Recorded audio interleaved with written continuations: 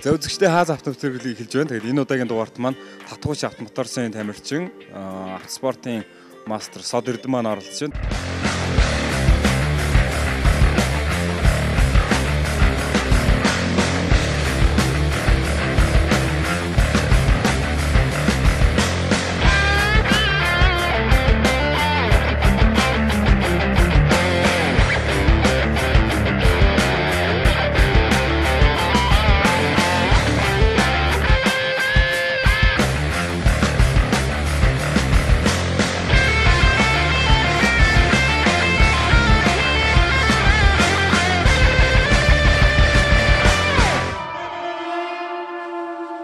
Сод Эрдэнэ өдрөө минь сайн байна уу?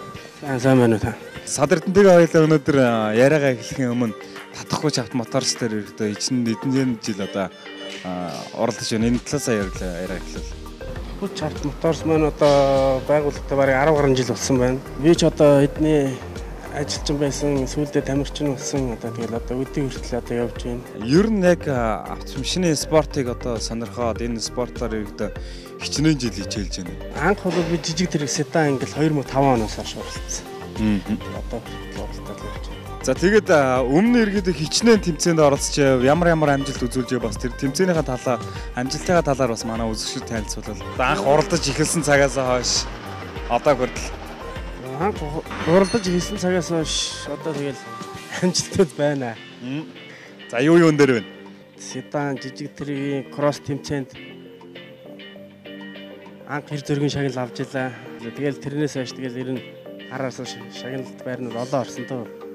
Ямар тэмцээн дээрээс шагнал хүрдэг. Жижиг тэрэгний алтан хүрдгээ тэмцээн болдог гэсэн. Алтан хүрд тэмцээн. Тэр нь одоо хэдэн оны хооронд болдог гэсэн. Одоо 2005-аас 2007 оны хооронд байсан. Тэр хэмжээл байсан та. Тэр жижиг тэрэгний уралдаа цуврал тэмцээнд орж ер нь нэлээд амжилт гарч ирсэн та.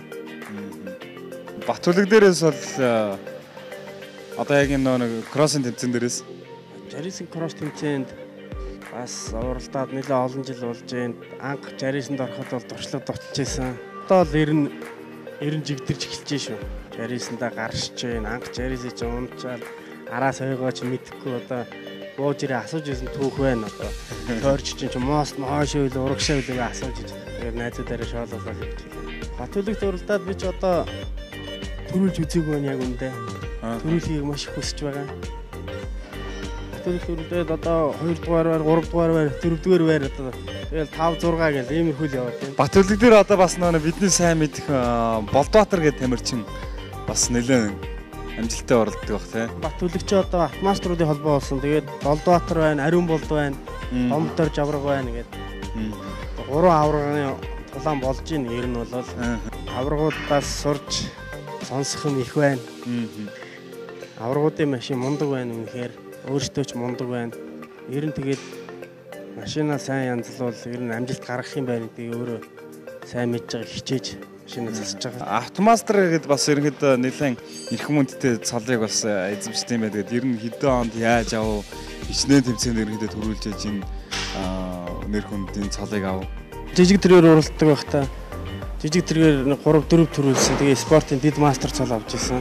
Тэгээд дараа нь Жарисаар уралдаад мастер цолтой болсон да. Тамирчин хүн гэхээр л нөгөө дандаа л ингээл машинтайгаа нуцдаа дандаа л уралдаж идэв шиг гэдэг хүмүүс ойлгодог. Одоо яг Сод Эрдэнэ маань хувьд чөлөө цагаараа ерөнхийдөө бас юу хийж ерөнхийдөө яаж байна бас тэр талаас одоо нэг танилцуулбал. Чөлөө цаг гэхээр ч одоо тэгэл ер нь машин тэрэгний л объект шүү дээ. Тэгээд машинд юм ийгээд машин засаал энэ чиглэлээр л байдаг дөө ер нь. Ер нь өөрөөс нь яг эзэмшсэн мэрэгжил нь одоо яг ямар мэрэгжилтэй бас яг тэр талаас танилцуулбал. Мэрэгжил гэж одоо юу бахаа тэгээд хойд гараад. Ер нь бол техникийн хоббитэй тэгэл тэрүүгээр л явсараад одоо хүрч байгаа юм шүү дээ. Тий. Өнөөдөр хүртэл машинтайгаа цугл байна. Үүнээс цааш бас цугл байна. Өшөө олон жил ер нь оролдоно гэж бодож байгаа. Тий. Ер нь бол тэмцээнд тасралтгүй ер нь орохыг хүсдэг. Гэхдээ автоспорт маш их цаг зарцуулдаг, маш их хөдөлмөр, маш их мөнгө зарцуулдаг тэмцээн. Ер нь одоо жишээлбэл нэг удаагийн тэмцээнд оролцоод тамирчин хүмүүс одоо хэдийн хэмжээний зардал юм гарч байна. За багадаа нэг 500-аас 1 сая хооронд хэлбэлзэн засвар машин тэргийх эвдэрсэн бол тэгэл сая гараад явчихна. Ер нь бол нэг 500-аас 800-ийн хооронд тогтмол уралдаан болгоно л гарна да. Автомаструудын холбоонд одоо хичнээн жил иргэдэд тэмцээн уралдаанд оролцсон. Автомаструудын холбоонд одоо уралдаад 3-4 жил болж байна уу? Нэг хэсэг завсарлаж байгаад одоо ороод 3-4 жил оролцож байна. Автомаструудын холбоо маань одоо бараг 100 тамирчинтай болсон байна. 100 тамирчин дандаа одоо бүгдээр жарисаар уралддаг гэсэн үг тий. Дан жарисаар уралддаг. Одоо 100 тамирчинтай болсон. Дрифтинг спортер бол нэг дугуул ерөөсө дуусаад алгуулдаг шүү шатаагаал. Одоо яг оффроуд ч юм уу кроссер ирэхэд дугуун өнтер бол ерөнхийдөө хэр төсдөг. Оффроуд шаврын тэмцээнд бол дугуун муу гайгүй одоо эвддэг юм байна левот хийх юм дээ. Ард байгаа энэ машин маань л өөрөө чинь одоо саяны тэмцээнд ерөнхийдөө бас нэлээд амжилттай оролцсон машин шүү. Тэгээд энүүнийг ерөнхийдөө босгоход хэрэгтэй хичтэй хэмжээний зардал одоо хүч хөдөлмөр яаж босгох тэр талаасаа бас манай үзэгчдэд танилцуулаач. Энэ жарис би одоо 2012 онд шинээр нь авч ирсэн хурд компаниас. Аваад одоо өнөөдөр хүртэл тасдагын тастаал тайрхын тайраал тэгээд янз болгоол завгар болгоол тэгэл явж байна өнөөдөр. Энэ одоо мотор хараах ерөөдөө яг янзсан уу эсвэл одоо яг өөрийнхөө байгаа юу? Ер нь энэ дээр бас яг ямар өөрчлөлтүүдийг хийв? Мотор хараах нь яг өөрийнхөө энгийн мотортой баг зэрэг засваруудын хүч оруулах талаас тэрнээс яг стандарт яг жарисаар нь болж байгаа. Автомаструудын холбооных бол цаанаас шаардлага нь өөрөө стандартаар байх хэрэгтэй гэдэг шаардлагатай байдаг тийм. Тий, стандартаар. Саяны ерөөдөө тэмцээн маань бас ер нь бол нэлээд амжилттай оролцлоо шүү дээ. Тэн дээр бол ерөөдөө бараг ганцаараа ерөөдөө жарисаар оролцоод ганцаараа бол тэр шаврын сугараа гараад ирэх шиг болсон. Тэгээд энэ тэмцээн дээр ерөөдөө оролцоход бас хэрвээ ер нь иймэрхүү оффроудын тэмцээнд ерөөдөө өмнө оролцож байв. Энэ талаараа бас танилцуулаад. Оффроуд тэмцээнд ер нь оролцоод 2-3 жил болж байна. Анх би чинь ланд татхуч моторс компани ландаар орж төрүүлж исэн ланд маяар. Тэгээд дараа нь жарисаар орж байна. Тэгэл патрол янз машинаар орсон. Ер нь тэгээ оффроуд тэмцээн 4 харьцах 4 байвал ямар ч машин орж болно. Тэгэхээр хамаагүй жарис юу ч гэж болно. Өөрсдийнхөө хүснээр л орж болно доо. Саяны тэмцээн дээр ерөнхийдөө бас өөрөө чинь явуултын төр бол бас хамгийн богино хугацаанд ерөөдөө туулсан шүү дээ. Замыг туулсан шүү дээ. Тэгээд тэр шавар дундуур одоо босод машинууд заагдаад хахад өөрөө чинь машинд барал ер нь нэлээд гараад ирэх шахууны явсан. Тэгэхээр бас яг энэ юундаа байв. Энэ одоо тэгэл машиндаач байгаа тэгэл жолоочтаач байгаа та. Ер нь тэгэл бэлдсэннээсээ болно доо. Тэгэл дугуй. Тэгэл ямар араагаараа явах уу? Хүчтэй дайрж орох уу яах вэ? Тэрийг өөрөө шийдэл явна та. Саяны дээр ерөөдөө одоо жишээлбэл өөрөө шин боловсруулсан тактик нь ерөөдөө яаж ороод ерөөдөө тэгж богино хугацаа амжилттай үзүүлв. Би бол одоо урд нь орохдоо дандаа санд руу твдсэн маягтай ордог байсан. Одоо сүүлийн үед тамирчны хувьд одоо хүмүүсийн ядгаар мэрэгжлийг болж ах шиг байна. Тайван ерөөсөө л ерөхийн тайван ороод хийх юм хийгээл гараад ирчих. Маш хүчтэй гарна. Was doing Gary okay. Sai what the fuck is going on? Yes, I can see what's in the show. Yeah, I'm talking about the return to something for that. Nice experience.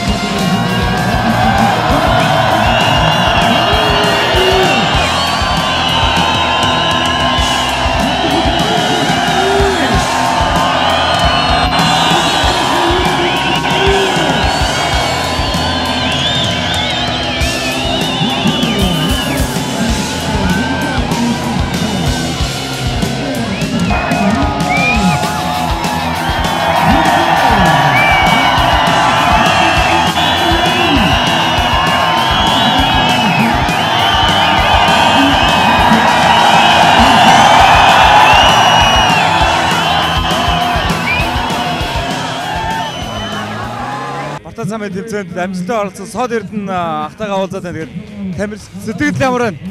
Сэтгэл маш өндөр байна хөө. Тий. Өмнө иргэд яг иймэрхүү тэмцээн оролдоод амжилт гаргаж ирсэн түүх байна уу тань? Гаргаж ирсэн. Нэгдүгээр байр, хоёрдугаар байр ер нь шагналт байранд орж ирсэн. Өнөөдрийн тэмцээний зохион байгуулалт хэрэг. Энэ тэмцээний зохион байгуулалт сайхан байна. Ер нь бол гоё хөгжиж байгаа энэ тэмцээн. Энэ том авт клубүүд, энэ тентгийн авцсарын газрууд ивент итгээд гоё хөгжиж байгаа. Өөрөө яг аль компани дээрээс оролддог вэ? Би одоо Татгүч Моторс компани тамирчин байна. Ивент итгэдэг компанийнхаа захирал Бат сайхандаа баярлалдаг шүү гэж хэлмээр байна ахтаа.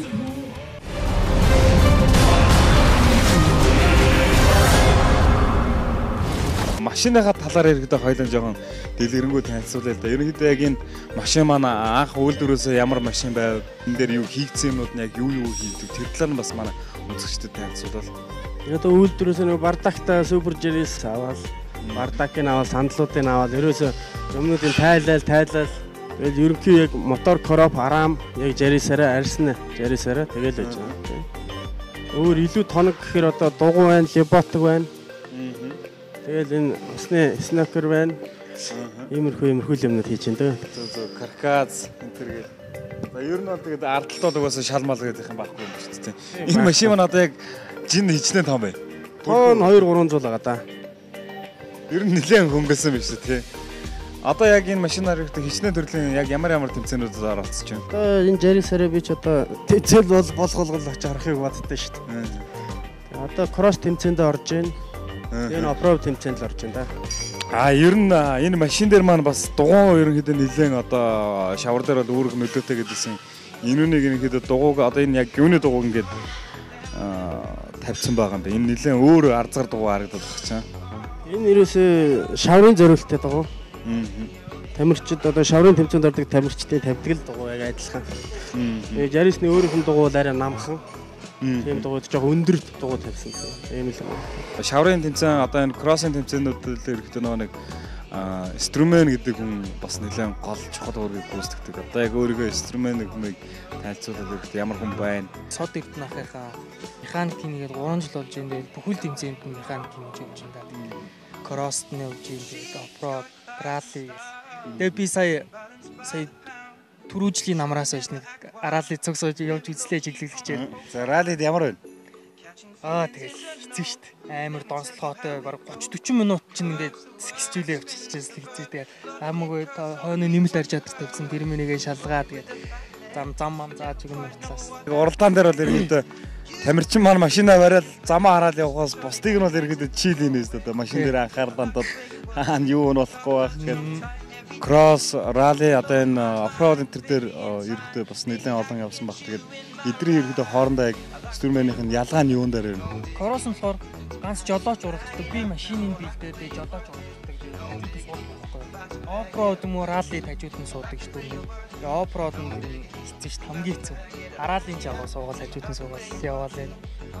Оффроуд нь тэгэл машин суулаа, дуугаад либот зүүн хороосоо байж шавар шавхаад байгаа готгодаад. Ер нь оффроудд яг саяны морингийн даваанд болсноос өөр ерөнхийдөө яг тэмцээн уралдаан хаагур болж байна. Хавар нэг Pajero клубын зохиосон тэмцээн зогссон. Тэр битээр мэрэгжлийн ангил ямар ч либотикгүй тэг шууд гарцсан. Тэгээ би ерөөсө буугаагүй л те. Буугаагүй явсараагаа л 2 дугаар ирсэн.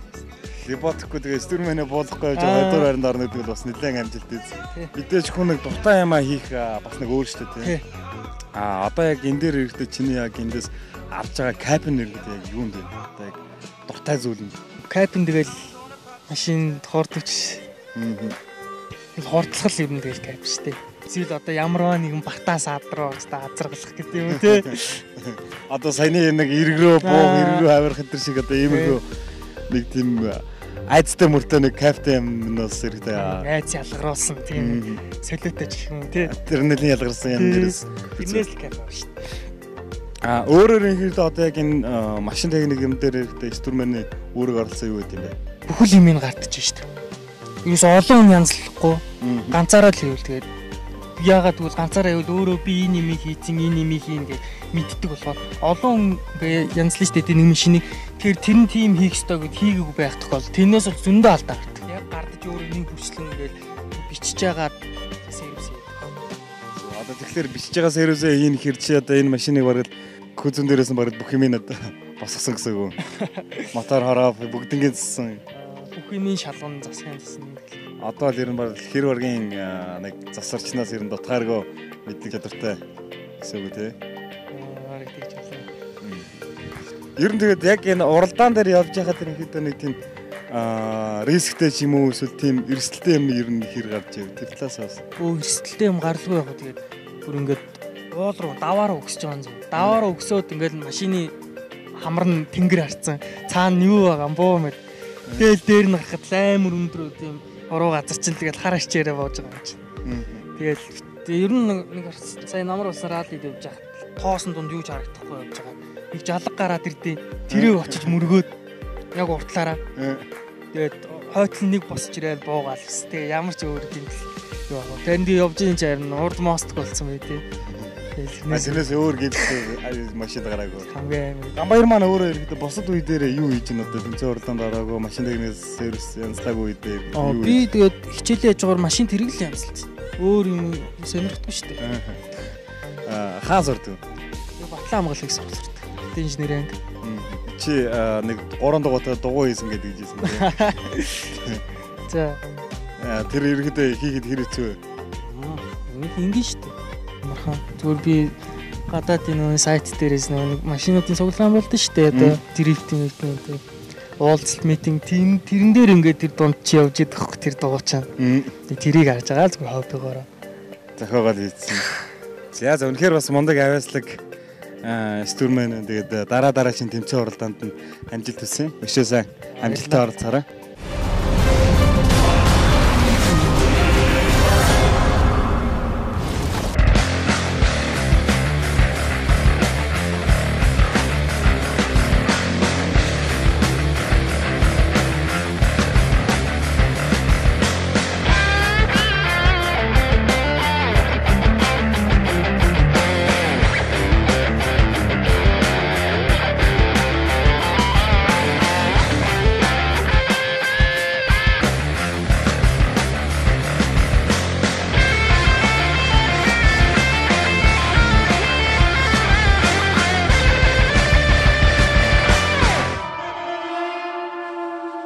Ер нь Орс тэрийг өөрөө юугаараа ялгаад юм бэ? Бусад машинуудаас. Одоо жишээлбэл Америк машин байна, Япон машин байна, Герман машин байна. Тэгээ эдрээс ерөнхийдөө Орс тэрэг маань одоо яг даваа тал илүү гарах юм яг юу вэ? Энэ талаар бас тайлбарлал. Даваа илүү гарах юм гэвэл энэ ч одоо өөрөө баг байл дээр зориулттай машин шүү дээ. Бартаа сааданд явах. Ер нь тэгээ гарын дор юм эвдэр шингэхэд ер нь л тэгэл нэг байх активх байх тэр нь болгондоо. Тийм гарын дор машин л та. Одоо ланд маань тэгэл Герман тэрэг мэрэг бол хэцүү шүү. Унтарчуд юу нөө хугацаа их алдна. Орос тэрэг бол ер нь энгийн гэж ярьж байна. Ер нь бол ажиллах зарчим энгийн тийм. Тийм энгийн. Одоо нэг бригадын дарганаар бол ерөөсөө бак төмөр уцаар тэ явахад жирээсийг бол асаагаад хааж өргөдөг гэдэг. Яг тэрэн шигээ ерөөдөө туулах чадвар бол маш нэлээд сайн баг тийм. Туулах чадвар бол мундаг сайн шүү. Ер нь Орос тэрэгний маань одоо гидр мидер ч юм уу ер нь бол айгүй хатуу гэж ярьдаг. Энэ тал дээр бас ер нь хэр байдаг вэ? Ер нь бол явдал мовдал ер нь бол хатуу шүү дээ. Одоо сүүлийнх нь бол гидр метртэй болсон байлаа. Тэгээ одоо бид нар ч уралдахаараа гидр метр бүр тайлаа авчихад механикаар нь уралдаг. Механикаар нь хэрэг нэлээд хүнд одоо өстөө нэг гарын шууны бяраар л явна гэсэн үг. Тий, одоо тэр одоо шууны бяраар явна. Ер нь бол гар зогцсон. Юу л да эвдэрлийн гэлээ аюулгүй байдлын талаас л тэр гидр метрийг авч байгаа юм л та. Ер нь механикаар уралдаж байгаа. Аюулгүй байдал талаасаа гэхээр одоо яг давуу тал нь юу нэ? Жишээлбэл гидртэй машины ирмэн тасрахад өрүүл бүр амар хатуу бол. Тэгээ ирмэн тасраад өрүүл хатуу байснаас энэ арай зөөлхөн. Аваа эзэн нэрхэд арай зөөлөн гэж юу? Зөөлхөн. Тэгээд эвдрэл байхгүй л гэсэн үг л дээ. Цолог оролддог байхад жирээсөө лонголтаал бас жирэл ирээсээ давхиад идэв. Өөрөө ер нь яг тиймэрхүү тохиолдол төр учирж юу? Учирж ийсэн. Зөндөө. Ер нь бол хэд хэд унжижсэн ш. Тэгээд яг тэгэхэд ирэхэд ямархуу байд юм бэ? Тэр тал дээр нь хамгийн анх унжахт бол баг нүдэ хайсан бохоо ерөөсөө мэдж байгаа баг. Одоо бол ер нь бол унчгал баг босгол үзэн шүү дээ өөр нь. Би ч одоо сая өнгөрсөн гоо балтаад унгаагаад өөр нь хаацж байгаа 4 дугуйнд өөр нь босгож ирсэн. Унгаагаад хажуудлаараа унгаагаад хаалсан гэсэн үг. Тэр нь яаж босгоно гэсэн. Хажуудлаараа унцсан багт нь өрүүлээ хандлан дарж байгаа хааллаа босгож ирсэн. Машинда ер нь бол гаршчээ. Жарис маань өөрөө ер нь хичнээн хараатай бас нэг одоо нэг маас тундруулах шиг нэг бос юмнууд байгаа шүү дээ. Тэр юмнууд нэрээд бас яг юу гэдэг тэрнийг бас манай хүмүүс танилцуулж өгөөч. Жарис ч одоо урагшаага 4 хараатай. Урагшаага 4 хараатай. Тэгээ хөндрүүлэгч мост гэдэг. Тэр нь давуу талтай. Таврын тэмцээнд юм байна. Энгийний араагаар явна, энгийнийхээ явж чадахгүй хөндрүүлэгчээр явна. Шүү бяртаа болж байгаа гэсэн. Хүчтэй зүтгэх. Одоо нөгөө 4 дугуй төгжих мөгжих энэ төр гээд нөгөө яг ажлынхаа заны зарчмууд байгаа шүү дээ тий. Тэр юмнууд нь яаж яваад тий. 4 дугуй яг дедлок бол байхгүй. 4 дугуй бол яг 50-50 төгждөг тийм битэр дифференциалга юм тавьж тий. Тиймэрхүү л зарчмаар ажиллана. Орс тэр ер нь бол хамгийн дээд хурд нэргэдэг хэд үрд вэ? Энэ Жарис. Жарис дээд хурд нэг 180 мая хүрэн шүү. 180 190 мөр бол хүрнэ. Хүргэж яваа нэгээр. Ер нь бол хүргэжсэн 180 мая бол смол дээр бол доорхно. Одоо энэ уртлын салхины шил байхгүй байл та. Тэгээд энэ нэргэд унж мунаад ингээ хагараад байхгүй болсон гэсэн үг шүү. Зүгээр энэ нэг аваа ийцэн одоо илүү даваад л салхи сөрөх хурд морд одоо тэр юм дээр нөлөөтэй нүсөөгөө. Энэ одоо яг салхины эсэргүүцлийг л байхгүй болгоод тор хийж байгаа юм. Хоёрт аюулгүй талаас одоо унж ойчход шил хагарна гэдэг үднээс гуравт хөнгөлөх талаас нь л хавж байгаа юм л да. Ер нь Жарис бол салхинд бол бас амар эсэргүүц шүү дээ. Шил аван гэмт 10 мил нэмж явж шүү дээ. Иймэрхүү л явж байна. За үзэгчтэй хаа завт нэвтрүүлэг маань үргэлжлэн тэгээд одоо тоон удахгүй та бүхэндээ бас энэ машиныхаа ичдийг ирэхэд хүч чадлыг та бүхэндээ харуулъя. Тэгээд хамтдаа ирэхэд яаж явдгийг сонирцгаая.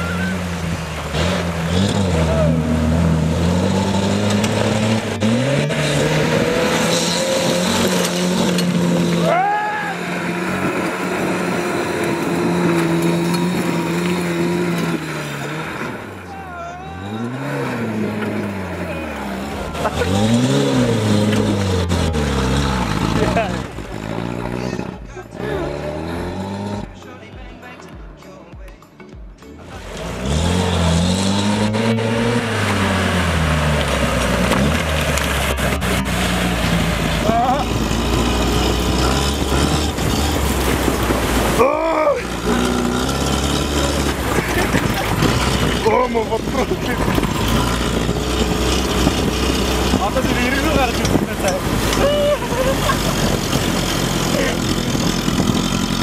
Багын марны гараарай үүрээ.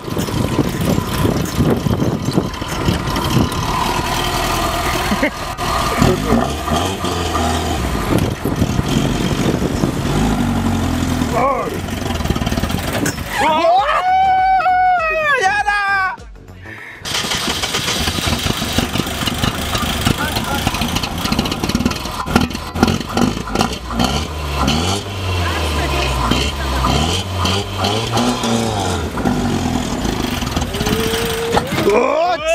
Гүнэ.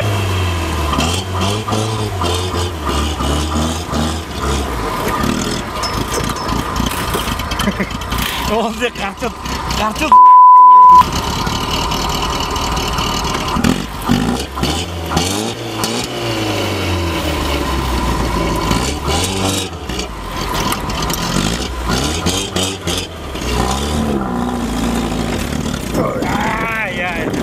Гараад ирсэн шүү ямар ч байсан. Цацаа.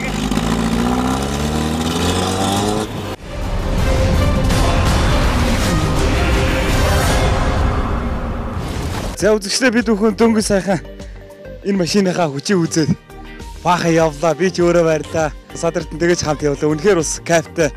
Замыг голдгүй байна. За тэгээд усан дундуур яваад ховц шалнаатан эрг дундуур туучаад бас нэлээд гоё кайфыг авлаа. Тэгээд тэгэхээр бас замыг голдгүй.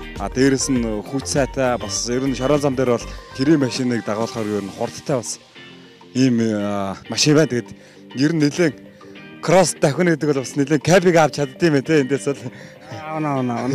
сая болоос хоёулаа нэлээд давхлаа шүү дээ нэг. Энэ бол гайгүй юу? Ер нь бол гайгүй. Ч одоо нэг дундчаар л яг уралдах юм бол ер нь тэгэл улаа гэсэн тэгэл улаан гарцсан юм шүү дээ. Тий, усан дондор ороход бол ерөөсө тэр чигээрэл ерөөсө ямар ч мардак байхгүй учраас усан бол зөвхөн шууд дээр л бууж ирж шүү дээ. Шаланд ортол.